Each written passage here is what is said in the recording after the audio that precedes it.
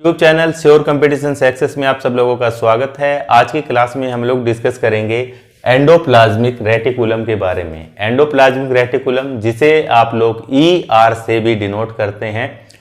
तो एंडोप्लाज्मिक यानी कि प्लाज्मा के अंदर, और प्लाज्मा का मतलब यहाँ पर क्या है, यानी कि इनसाइड द साइटोप्लाज्म, किसी भी सेल के, यानी कि जो यूकैरियोटिक सेल होती है ना, इसके साइटोप्लाज्म के अंदर एक स्ट्रक्चर यहां पर मौजूद होगी इनसाइड द साइटोप्लाज्म। और रेटिकुलम का मतलब होता है नेटवर्क, यानी कि साइटोप्लाज्म में एक नेटवर्क लाइक स्ट्रक्चर यहां पर प्रेजेंट होती है, जिसको कि आप लोग एंडोप्लाज्मिक रेटिकुलम के नाम से जानते हैं। इसको हम लोग डिटेल से पढ़ें उससे पहले आप लोगों को इसकी स्ट्रक्चर के बारे में जानना होगा कि एंडोप्लाज्मिक जो रेटिकुलम है वो किस टाइप की दिखाई देती है। तो अभी तक हम लोगों ने डिस्कस किया है कि सेल के बीचों बीच एक पार्ट होता है जिसे कि आप लोग न्यूक्लियस के नाम से जानते हैं। और न्यूक्लियस में मैंने आपको बताया था कि जो न्यूक्लियस है ये कवर होता है डबल मेम्ब्रेन से। डबल मेम्ब्रेन से न्यूक्लियस जो है ये कवर रहता है इस टाइप से, जो बाहर की मेम्ब्रेन है। और जो मेम्ब्रेन के बीच में ये स्पेस छोड़ रहा हूं, इसका मतलब क्या है, ये मेम्ब्रेन के बीच में जो पोर्स होते हैं जिन्हें कि आप लोग न्यूक्लियोपोर के नाम से जानते हैं। ये क्या है, न्यूक्लियोपोर इसको बोलते हैं। यानी कि जो न्यूक्लियर की मेम्ब्रेन के अंदर जो आउटर मेम्ब्रेन है, जिसे कि न्यूक्लियर मेम्ब्रेन बोलते हैं, इसके अंदर पोर मौजूद होते हैं। और पोर से क्या होता है कि न्यूक्लियस के अंदर का सब्सटेंस, जैसे कि DNA होता है, क्रोमोसोम्स होते हैं, तो यहां से mRNA, DNA जब ट्रांसक्रिप्शन करता है तो क्या बनाता है, mRNA। और mRNA में इंफॉर्मेशन होती है कि प्रोटीन का सिंथेसिस जो है वो किस तरह से होगा। तो वो इंफॉर्मेशन यहां से न्यूक्लियोपोर से बाहर की तरफ आती है mRNA की फॉर्म में। इतनी चीजें आप लोग समझ गए हैं न्यूक्लियस के चैप्टर में। इसके अंदर देखिए जो आउटर मेम्ब्रेन है, इसी मेम्ब्रेन के साथ ही अटैच एक और स्ट्रक्चर आप लोगों को दिखाई देती है। न्यूक्लियर मेम्ब्रेन के साथ एक अटैच स्ट्रक्चर, इस टाइप से आप लोगों को टिब्यूल टाइप में एक स्ट्रक्चर यहाँ पर दिखाई देती है, जो कि लंबे लंबे इस तरीके से टिब्यूल यहाँ पर देखने को मिलेंगे। और ये जो स्ट्रक्चर हम लोग बना रहे हैं, इसी को ही क्या बोलते हैं, एंडोप्लाज्मिक रेटिकुलम बोलते हैं। और ये दो तरीके की होती है, कौन कौन से टाइप हैं उनको भी अभी हम लोग डिस्कस करेंगे। तो ये स्ट्रक्चर जो है ये कहाँ पर है, न्यूक्लियस से ये स्टार्ट होती है, यानी कि न्यूक्लियस की आउटर मेम्ब्रेन के साथ अटैच होती है। और वहां से अटैच होते हुए ये कहां तक, सेल के मेम्ब्रेन तक भी जा सकती है, यानी कि फ्रीली साइटोप्लाज्म के अंदर रहती है। तो ये जो आप स्ट्रक्चर यहां पर देख रहे हैं जो कि हम लोगों ने बनाई है, इसके ऊपर आप लोगों को छोटे छोटे राइबोसोम्स इसके साथ अटैच देखने को मिलेंगे। यानी कि इसी स्ट्रक्चर पर ही छोटे छोटे क्या लगे होते हैं, राइबोसोम लगे रहते हैं सभी के ऊपर भी। तो इस तरीके से आप लोग देख सकते हैं ये जो स्ट्रक्चर है ये स्मूथ नहीं है, क्योंकि इसके ऊपर राइबोसोम लगे हुए हैं। तो ये जो स्ट्रक्चर हमने बनाई है अभी तक, इसी स्ट्रक्चर को ही क्या नाम दिया जाता है, इसी को रफ एंडोप्लाज्मिक रेटिकुलम कहा जाता है। आप लोग पढ़ते हैं ना कि एंडोप्लाज्मिक जो रेटिकुलम है वो दो टाइप की होती है। तो पहला टाइप आप लोगों के सामने है जिसे कि रफ एंडोप्लाज्मिक रेटिकुलम इसको नाम दिया गया है। और रफ क्यों है, क्योंकि इसके जो स्ट्रक्चर है वो कैसी है, ग्रेन्युलर स्ट्रक्चर है। ग्रेन्युलर यानी कि दानेदार इसकी स्ट्रक्चर है। किसकी वजह से, क्योंकि इसके ऊपर क्या मौजूद है, राइबोसोम्स यहां पर प्रेजेंट होते हैं। और राइबोसोम का सेल के अंदर क्या काम होता है, प्रोटीन की सिंथेसिस करना, यानी कि प्रोटीन को बनाने का काम कौन करता है, राइबोसोम्स ही करते हैं। उसके बाद देखिए ये स्ट्रक्चर जो मैंने यहां पर बनाई है, ये स्ट्रक्चर आप लोगों को किस टाइप की दिखाई दे रही है, ये फ्लैट सैक लाइक स्ट्रक्चर है। ठीक है, सभी लगभग मतलब पैरेलल और सैक लाइक स्ट्रक्चर है, लॉन्ग। तो इस स्ट्रक्चर को क्या नाम दिया गया है, इस स्ट्रक्चर को हम लोग बोलते हैं सिस्टर्ने। इसको क्या कहा जाता है, सिस्टर्ने इसको कहा जाता है, सिस्टर्ने कहा जाता है। और कैसी है ये, लॉन्ग फ्लैट पैरेलल, इस टाइप की जो ये स्ट्रक्चर है, इसको क्या नाम दिया गया है, इसको सिस्टर्ने कहा जाता है। और इसके अंदर आप लोग देखेंगे जो अंदर का फ्री स्पेस है, यहां पर जो अंदर का स्पेस आप लोगों को दिखाई दे रहा है ना, इस तरीके से अंदर का जो स्पेस है, यहां पर बायोकेमिकल्स रिएक्शन वगैरह होती है। और जो अंदर का स्पेस है इसको क्या कहा जाता है, इसको हम लोग बोलते हैं सिस्टर्नल स्पेस। जो अंदर का स्पेस है इसको हम क्या बोलते हैं, cisternal cisternal space, cisternal space कहा जाता है, या इसको क्या बोलते हैं, ल्यूमन, ल्यूमन इसको कहा जाता है। दो पार्ट आप लोगों को क्लियर है। उसके बाद देखिए इसी रफ एंडोप्लाज्मिक रेटिकुलम के साथ आप लोगों को ट्यूबुलर स्ट्रक्चर दिखाई देगी। ट्यूबुलर स्ट्रक्चर होती है यानी किसी के साथ में ही इस टाइप की, ये जो ट्यूबुलर स्ट्रक्चर्स आप देख रहे हैं जो कि ब्रांचड भी हो सकती है और नॉन ब्रांचड भी हो सकती है, यानी कि ब्रांच भी हो सकती है और नॉन ब्रांच भी इस तरीके से देखने को मिलेगी। तो ये जो स्ट्रक्चर आप लोग साइड में देख रहे हैं जो कि ट्यूबुलर स्ट्रक्चर है, यहां पर इसके ऊपर कोई भी किस्म का राइबोसोम यहां पर प्रेजेंट नहीं होता है। तो इसकी जो अपीयरेंस है वो कैसी होती है, देखने में ये स्मूथ लगते हैं, यानी कि स्मूथ होंगे यहां पर। क्यों? क्योंकि यहां पर राइबोसोम्स नहीं है। तो ये जो स्ट्रक्चर आपने यहां पर देखी है इसको हम लोग बोल देते हैं स्मूथ, स्मूथ एंडोप्लाज्मिक रेटिकुलम। तो ये इसका दूसरा टाइप है। इस तरीके से आप लोग समझ चुके हैं कि जो एंडोप्लाज्मिक रेटिकुलम होती है वो दो टाइप की होती है। पहली होती है रफ एंडोप्लाज्मिक रेटिकुलम और दूसरा टाइप है smooth endoplasmic reticulum. Rough endoplasmic reticulum का ये नाम क्यों है? क्योंकि इसके ऊपर बहुत से राइबोसोम्स जो है वो प्रेजेंट होते हैं, जिसकी वजह से इसकी जो स्ट्रक्चर है वो ग्रेनुलर दिखाई देती है, इसलिए उसको रफ नाम दिया गया है। और यहां पर राइबोसोम्स प्रेजेंट नहीं है, स्मूथ स्ट्रक्चर है, इसलिए इसको क्या बोलते हैं, स्मूथ एंडोप्लाज्मिक रेटिकुलम बोलते हैं। और ये जो स्ट्रक्चर आप लोग देख रहे हैं जिससे कि स्मूथ एंडोप्लाज्मिक रेटिकुलम की फॉर्मेशन होती है, इसको क्या बोलते हैं, टिब्यूल्स कहा जाता है। इसको क्या बोलते हैं, टिब्यूल्स, टिब्यूल्स कहा जाता है। और यहां पर आप लोग देख सकते हैं ये ब्रांच्ड भी हो सकती है और बिना ब्रांच के भी हो सकती है, सिंगल भी। तो इस तरीके से ये दो टाइप की है।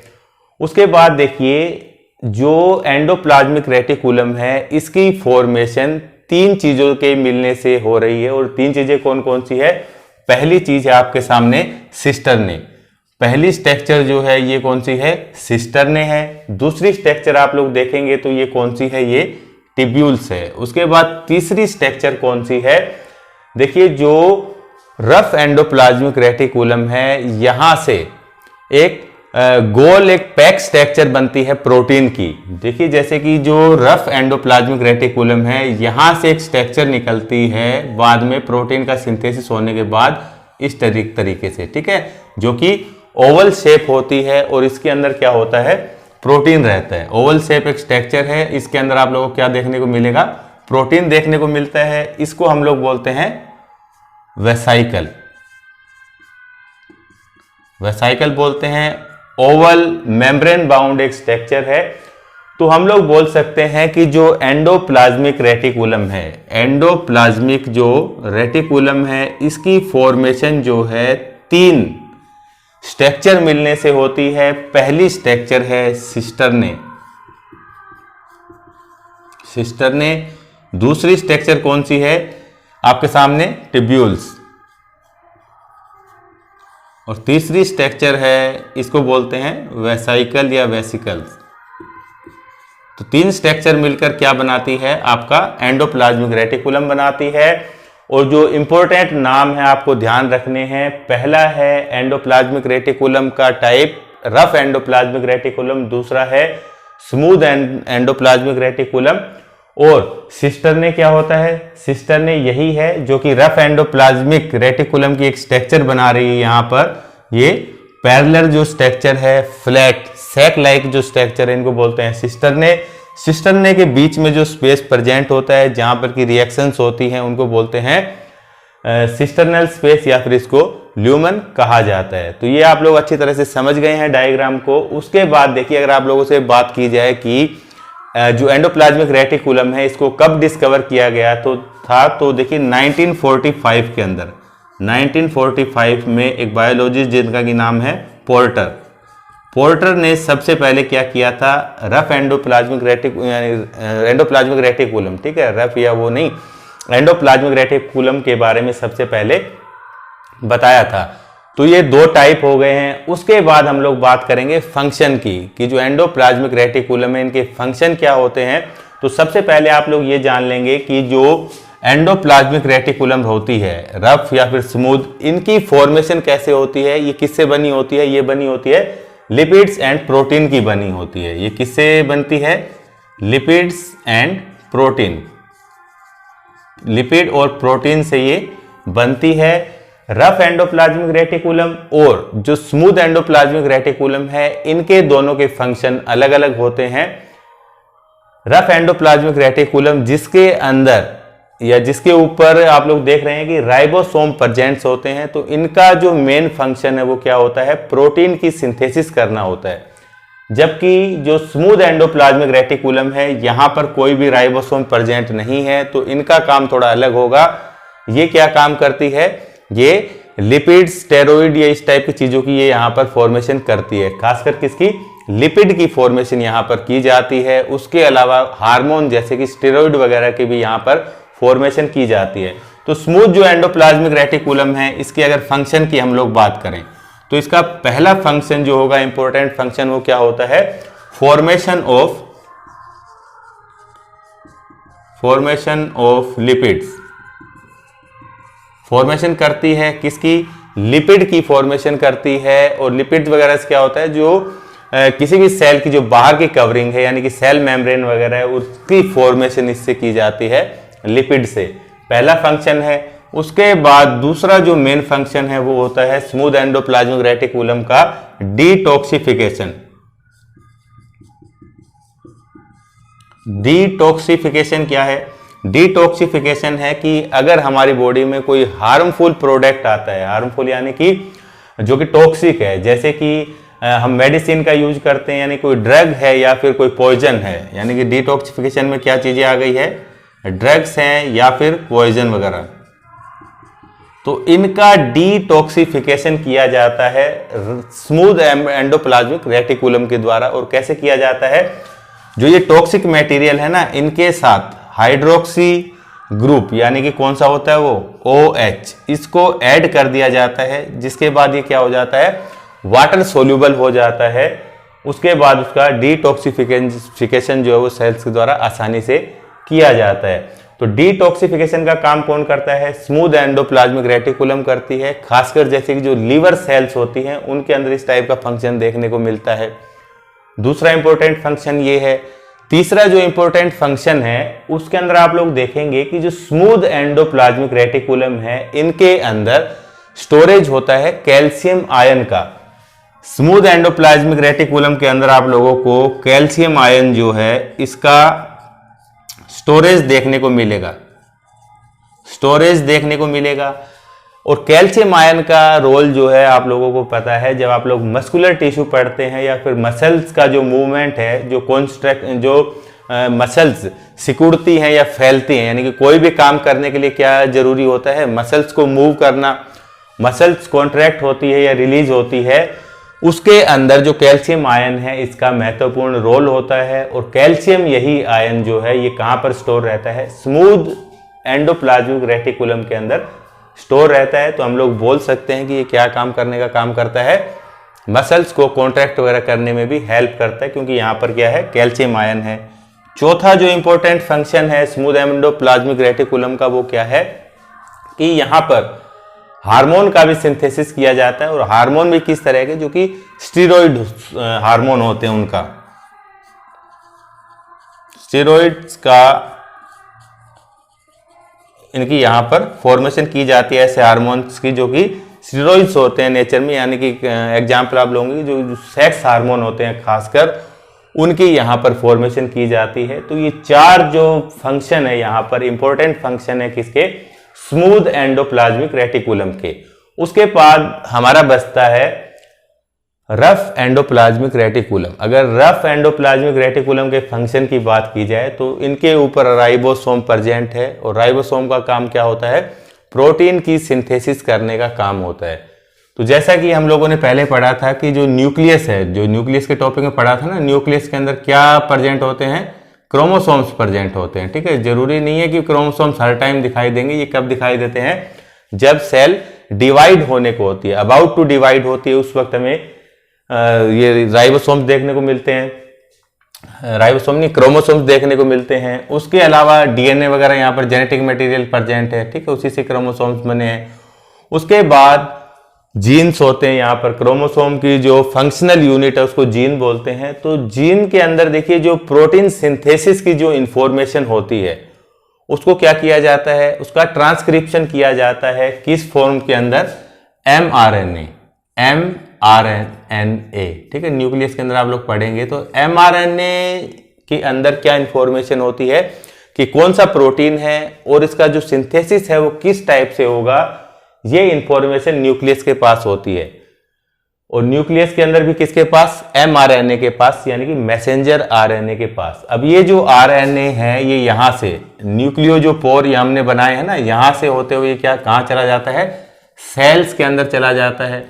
और सेल के अंदर जहां पर भी आप लोगों को पता है कि जो राइबोसोम्स है वो यहां पर प्रेजेंट हो, कि खाली यहीं पर रफ एंडोप्लाज्मिक रेटिकुलम पर प्रेजेंट होते हैं, तो ये बात सही नहीं है। सेल के साइटोप्लाज्म के अंदर भी होते हैं। मान लीजिए पूरा बोर्ड क्या है, एक सेल की स्ट्रक्चर है, ये न्यूक्लियस है और ये आपकी रफ एंडोप्लाज्मिक रेटिकुलम है। तो बाहर भी यानी कि साइटोप्लाज्म के अंदर भी आप लोगों को क्या देखने को मिलेगा, राइबोसोम्स बाहर भी मौजूद होते हैं। तो ये जो इंफॉर्मेशन है प्रोटीन सिंथेसिस की, ये कहाँ तक आ जाती है, बाहर जो मैसेंजर आरएनए है ये लेकर आता है न्यूक्लियस से, और कहाँ पर आ गई है, ये बाहर जो राइबोसोम प्रेजेंट है यहां तक।